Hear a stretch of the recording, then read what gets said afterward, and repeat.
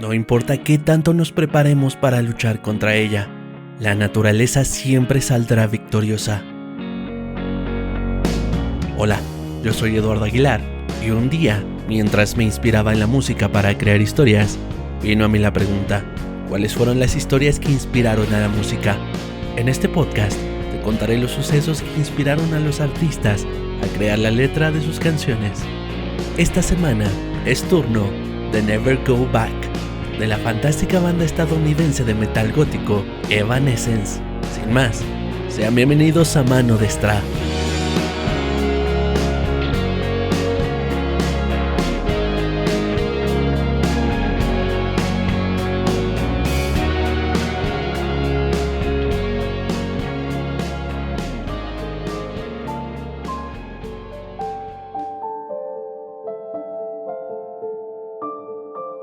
Las islas que componen Japón se encuentran situadas en la parte noroccidental del Océano Pacífico y forman parte del llamado Cinturón de Fuego, la región donde se localiza la mayor actividad sísmica en nuestro planeta. El archipiélago japonés está situado en la frontera de tres placas tectónicas, la norteamericana, la del Pacífico y la filipina. No es de extrañarse que exista una gran actividad sísmica en la zona, ya que los sismos se deben a cambios súbitos en la posición relativa entre las placas tectónicas.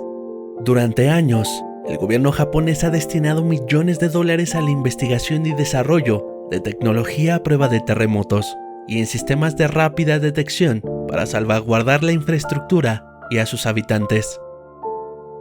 Luego de una serie de terremotos previos, que comenzaron con un temblor de magnitud 7.2 2 días antes, a unos 40 kilómetros de donde se registraría el epicentro del sismo más fuerte, a las 14 horas con 46 minutos del 11 de marzo del 2011, se registró un sismo frente a las costas del Pacífico de la región de Tohoku, a 130 kilómetros de la península de Ojika y con una profundidad de 10 kilómetros.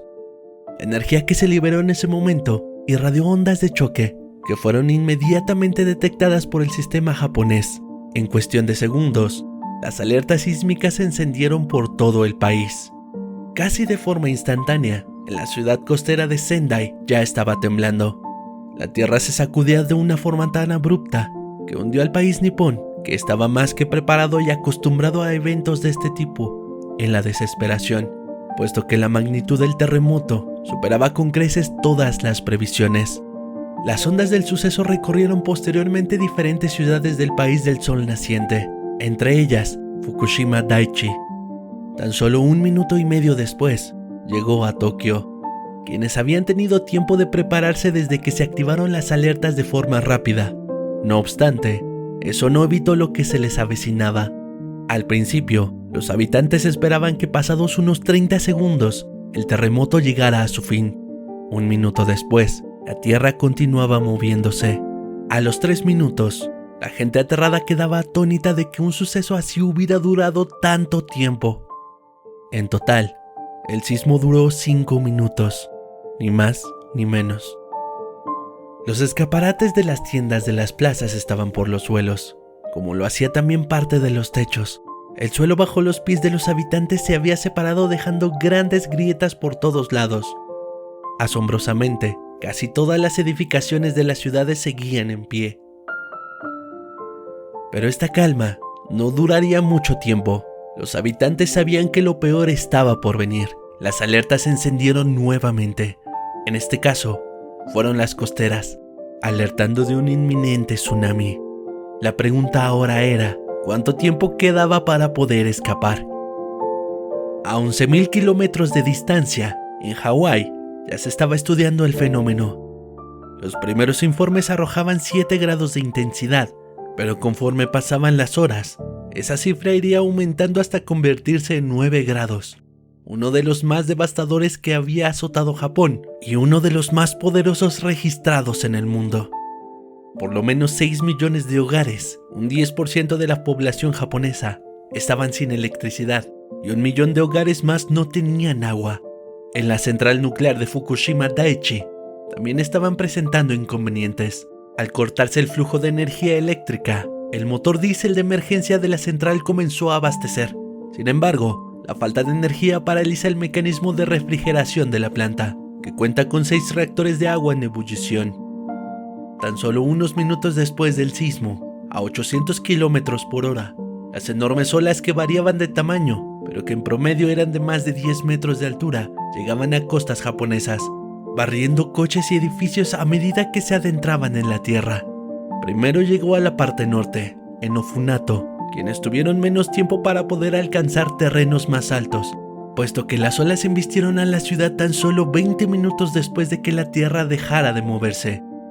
15 minutos después, el tsunami llegaba a Sendai, dejando completamente inundado su aeropuerto, que se encontraba situado tan solo 1 kilómetro de la costa, adentrándose fácilmente 7 kilómetros dentro, sin nada que le frenara.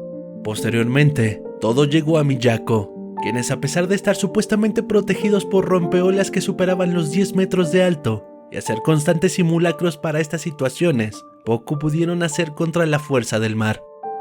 Las alertas que sonaban avisando la llegada del tsunami salvaron la vida de algunos, pero los desafortunados que no podían llegar a las colinas que se encontraban cerca no tuvieron tanta suerte. Las olas habían podido sobrepasar los muros de contención. 40 minutos más tarde, el tsunami llegaba a la planta nuclear de Fukushima, y al igual que Miyako, contaba con muros de protección que habían sido totalmente inútiles ante las olas, que rápidamente apagaron el sistema de emergencia diésel y obligaron a las baterías de respaldo a dar apoyo a las bombas para enfriar los reactores. Pero estas no durarían tanto tiempo, disponiendo únicamente con una carga de 8 horas de duración. Las imágenes del desastre pronto dieron la vuelta al mundo, quienes también se preparaban para las posibles consecuencias de un evento tan grande como lo había sido el terremoto. En ese momento, ya se sabía que no había forma de que hubiera saldos blancos, y se esperaba que la cantidad de decesos fuera de varios cientos, además de centenares de hogares y edificios destruidos, arrancados del suelo por la increíble fuerza del agua. Amy Lee, vocalista de la banda Evanescence, se encontraba ensayando junto con ellos cuando los noticieros se llenaban con la primicia de las 2 catástrofes de Japón. La producción de Never Go Back ya estaba en proceso, pero la noticia dejaría pensando a Amy, que volvería a casa y trabajaría toda la noche en hacer de su letra algo relacionado con el tsunami. Al día siguiente, Amy llegó con sus compañeros y cantó frente a ellos lo que ahora conoceríamos como una de las mejores canciones y más representativas del desastre. La madrugada siguiente, una réplica de magnitud 6.2 sacudió las prefecturas de Nagano y Niigata, y una hora después, otra réplica golpeó la costa oeste de Honshu con una magnitud de 6.3. Para este momento, la Agencia Japonesa de Seguridad Nuclear e Industrial vio cerca de la planta nuclear de Fukushima Daiichi una radiación de 8 veces superior a la normal. Además, los sistemas de enfriamiento en 3 de las 4 unidades de la planta de Fukushima Daini habían dejado de funcionar, lo que las puso a punto de estallar. En este momento, las autoridades declaran situación de emergencia nuclear. El gobierno afirma que para esos momentos no se habían dado fugas radiactivas. La situación alrededor de Daiichi era comparable a la del desastre provocado por la fuga de la central nuclear estadounidense de Three Mile Island en marzo de 1979 y amenazaba con convertirse en otro Chernobyl.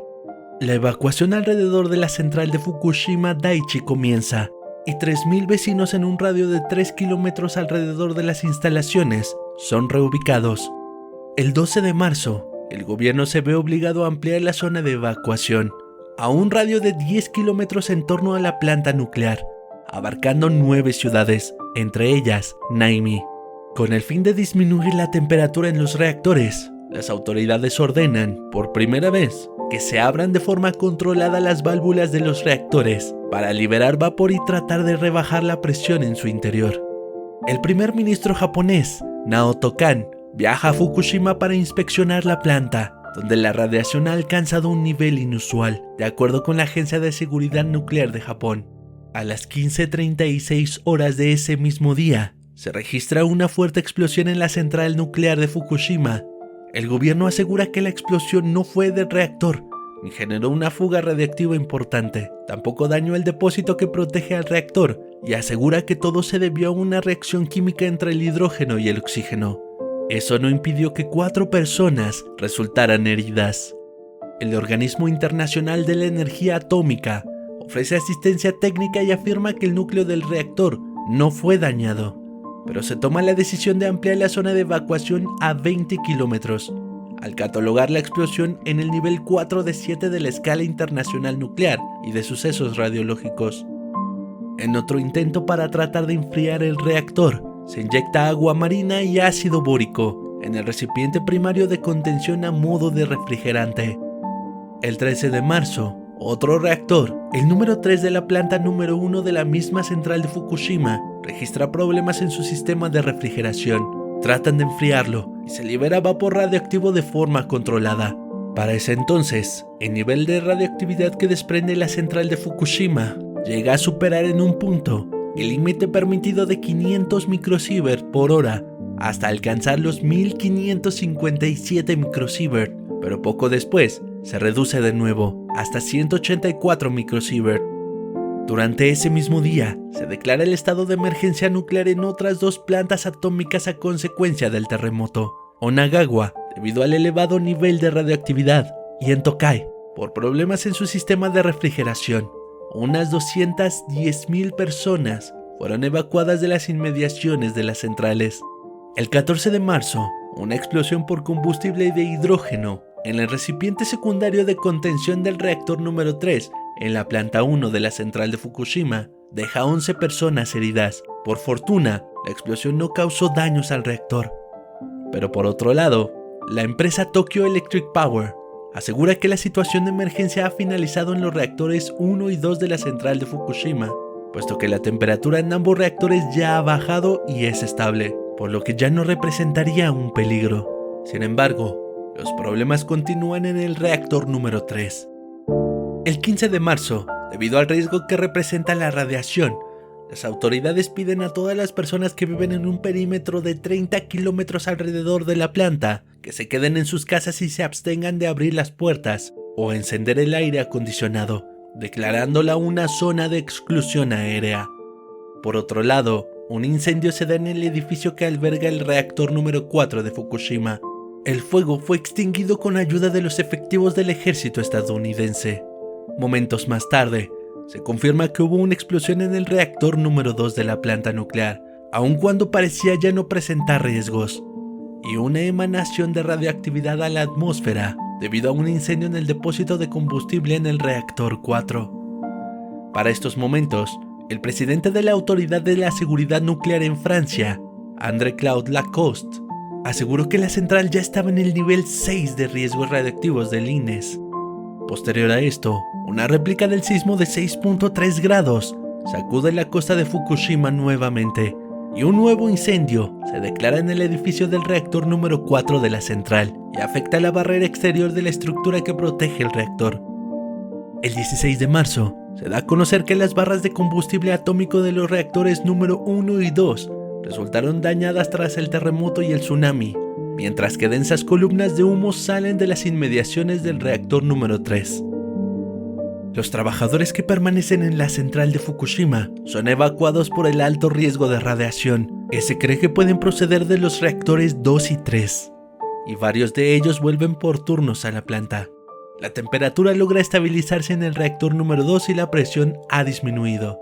Sin embargo, varios reactores siguen con problemas y sin control.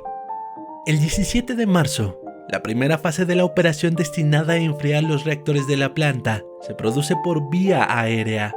Helicópteros de las Fuerzas de Autodefensa de Japón sobrevuelan la central y lanzan agua de mar al reactor número 3, pero la noche cae sobre Japón y el reactor número 3 sigue sin control. Desafortunadamente, las tareas para intentar enfriarlo no han tenido éxito. El 18 de marzo, Yukio Edano, portavoz del gabinete de crisis, menciona que por la madrugada han llegado 130 bomberos de Tokio a Fukushima para proceder a rociar la central desde tierra con cañones de agua, sobre todo el reactor número 3, el que tiene plutonio como combustible. También se actuaría desde el aire con helicópteros, como ya se había hecho previamente. El 19 de marzo, siguen los trabajos para refrigerar los reactores y se localizan trazas débiles de radiactividad en alimentos y agua corriente. El 20 de marzo, Japón anuncia que cerrará la central nuclear de Fukushima, gravemente afectada por el tsunami que siguió al terremoto. Mientras que los habitantes de Tokio están preocupados por la posible contaminación del agua corriente, mientras el gobierno japonés insiste que la mayor parte de los alimentos están limpios. La situación en la central de Fukushima se estanca hasta el 21 de marzo. Aunque siguen los problemas en los reactores 3 y 4, aumenta el miedo entre la población por la contaminación radioactiva de alimentos, pero por otro lado, miles de tokiotas vuelven a la ciudad. El 22 de marzo, las autoridades japonesas prestan especial atención a los efectos de la radiación en el mar. Se redoblan los análisis y se pronostica que si la contaminación sigue elevada, podrían darse efectos dañinos. El 23 de marzo, Tokio halla niveles de yodo radioactivo en una depuradora y las autoridades de la capital japonesa piden que los niños no beban agua del grifo. El 24 de marzo, 2 operarios de la planta son hospitalizados tras verse expuestos a altos niveles de radiación mientras trabajaban para extender cables eléctricos cerca del reactor número 3. El 25 de marzo, se detecta que al menos 6 prefecturas tienen agua contaminada en Japón. La radiactividad en el agua supera los límites legales para su consumo entre menores en las prefecturas japonesas de Tokio, Fukushima, Ibaraki, Chiba, Saitama y Tochigi. El jefe del gabinete japonés, Yukio Edano, ha alentado a abandonar sus hogares de forma voluntaria a las personas que viven a una distancia de entre 20 y 30 kilómetros de la central nuclear de Fukushima, al tiempo que se les ha garantizado el apoyo de las autoridades. El 12 de abril, la Agencia Nuclear de Japón eleva el nivel de crisis de 5 a 7, el más alto posible. Ahora está a la par de la catástrofe de Chernobyl de 1986 en la extinta Unión Soviética. El 6 de junio, el Cuartel General de Respuesta de Emergencias Nucleares de Japón informa que los reactores 1, 2 y 3 de la central experimentaron un colapso total.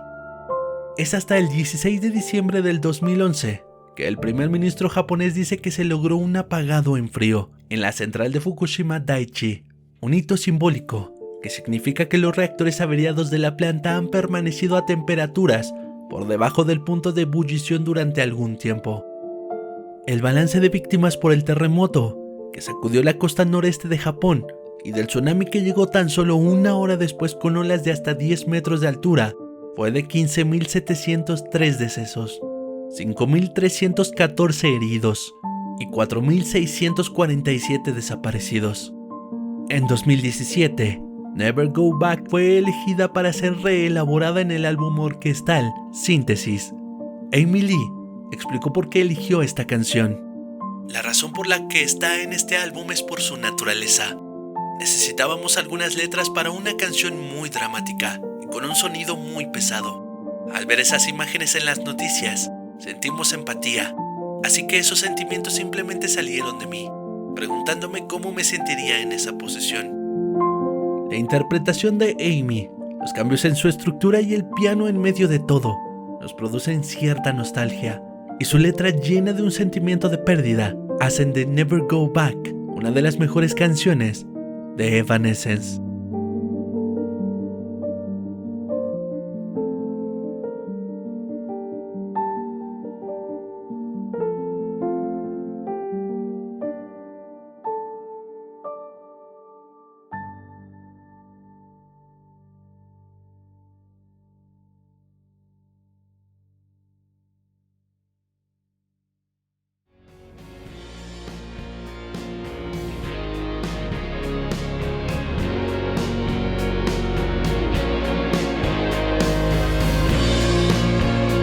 Muchísimas gracias por haberme escuchado. Yo soy Eduardo Aguilar y los martes de cada semana tenemos una cita aquí con un nuevo episodio. Si te ha gustado, te invito a que nos dejes un comentario y no olvides seguirnos en Spotify, Apple Podcast, Google Podcast o en cualquier plataforma de podcast. Síguenos en Facebook e Instagram y suscríbete a nuestro canal en YouTube para más contenido así. Por hoy ha sido todo. Hasta la próxima.